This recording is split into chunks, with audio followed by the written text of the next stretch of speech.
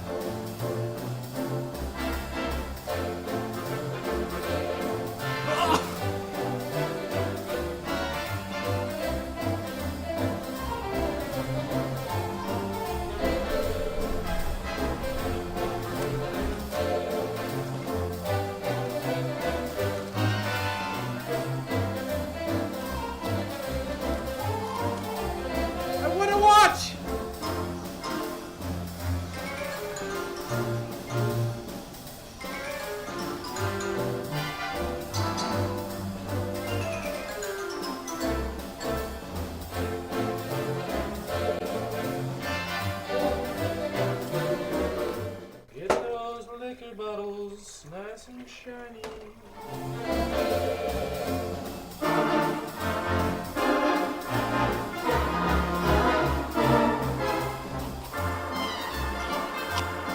Excuse me, man. You said that.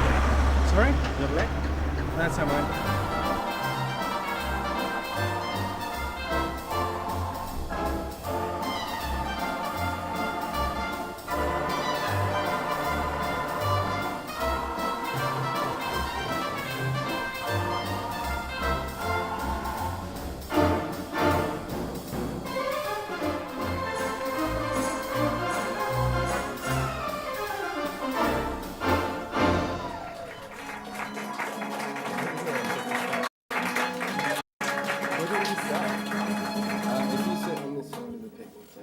Perfect. Okay, now to our guest, Damien Barr. How do you say your name? You don't say it like that. Do you wake up in the morning? I am Damien Barr. I do. Good, you should. Damien Barr, he's a playwright, a presenter, a writer, and a journalist. He recently had a manicure with Paris Hilton's mother. It's true, yeah. And he also does bedtime stories at a local London hotel. We will find out about this. And he invented the microwave. Damien Barr, everybody. Invented the microwave. Thanks, man. There he is. There he is, everyone. Damien Barr. All right. Do you want the cape or should I have it? You can keep it for now. All right. All right. Now to the serious part of our show. Damien. Damien. Mark. Damien. Mark. Damien, I understand that you've been reading bedtime stories to people in hotels in London. I have. What's that all about?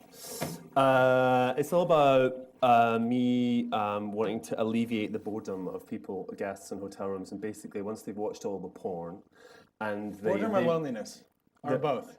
They are lonely. Okay. They're mostly traveling on their own, and they want something to read. And hotel rooms don't usually have books in them, other than the Gideon's Bible, which has a few fun bits, but it's lacking in story. So I take some books along and I go and read to them. What would you read? What do I read? I read. There's classic titles like Brideshead Revisited. Finnegan's Wake? We're not up to Finnegan's Okay, Wake. We have Ulysses on the list. Nobody's requested it yet, but War and Peace? War and Peace is on the list. Is it really? That's under the category. That's under the category of books you think you should read, but probably never will.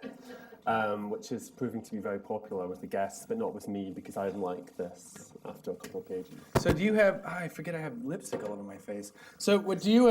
It's very attractive. Yeah, thank you very much. Do you? So you have? Do you have a hotline as well? Then that people can call in. They can call me and I'll read to them on the phone. Live? I will read to them live. I would hope live. Do you have the number? I mean, they call me in the hotel room. Okay. Or I will go to the room and read to them in the room. What happened? What happened? No, it's just knocked off. I'm so sorry. When he was having his When I was having my party up here, yeah. My man vibe. But so what? Can you tell us what hotel it is, or is that private secret? No, I can tell you. It's a hotel called Andaz, which is a terrible name, but it used to be called the Great Eastern. It's right by Liverpool Street Station. And how'd you come up with this whole thing? I usually take loads of books with me when I go away because my day job, I'm a journalist. And Books I or travel a lot. books?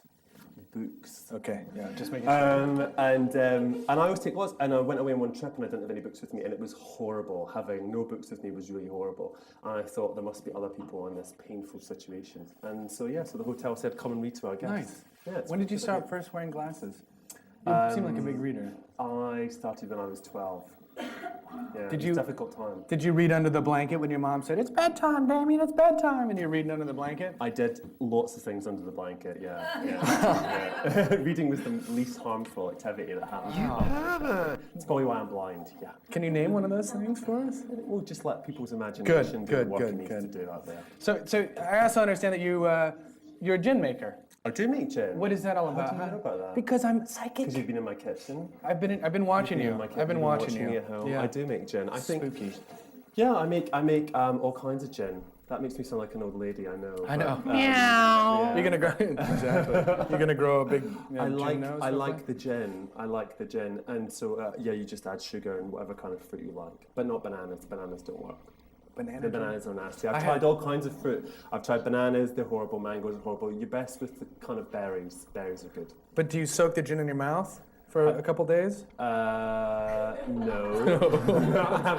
I have it in a jar, a big jar in my kitchen. Like your bathtub gin machine. Yeah, like your but it's a bathtub jar, gin, yeah. basically. Yeah. You know, I wouldn't drink it if you were less than 3 months pregnant.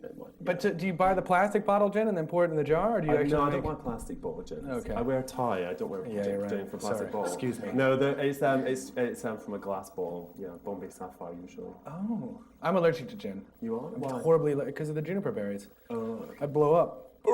It's awful. It's really terrible. But my friend did this thing. He took hash oil and tons of pot and put it in vodka and put it in his closet for 6 months, and then we drank it and got really messed up. Did he go blind?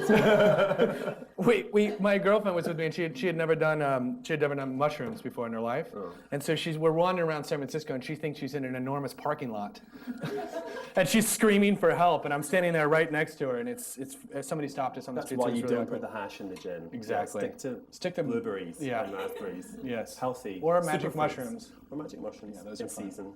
And then, so you have a book. You have a book? That's I did a amazing book. that you have a book. I did a How book. old are you? I'm now 31. Yeah. You have a book. Yeah. How does that feel? How does that feel to look on the shelves In and be my like, hand. "That's mine. I wrote that."